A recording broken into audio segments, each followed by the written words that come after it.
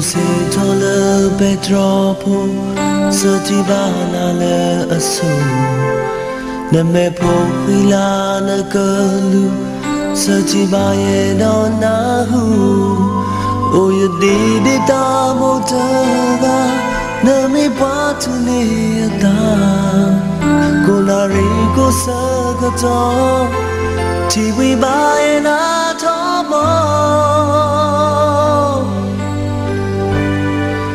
Emuna na dami mo bu Tinano kwa no tika Na mekri po le kwa suya Si vaya le ta e a O ye di ta mo ta na Sa bu ya la na na Na kamli ya ta di ta La ya ta ta bu da so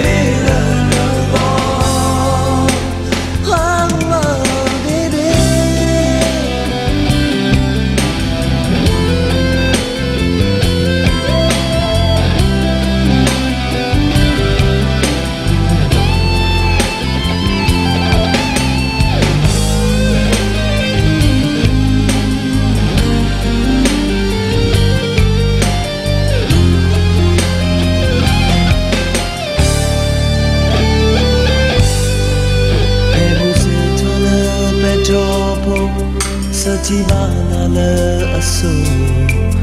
na me pu khila na kalu Sati ba ye no na hu o ye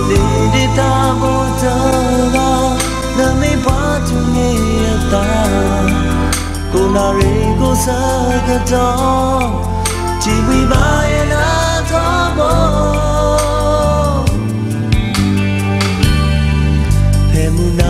Dami mo bu tina no kwa no tika na me ki po le kwa suya si ba ya le ta e a o ye di ta mo ta sa bu ya la la la na ka me ya ta ni ta le ya ta ta bu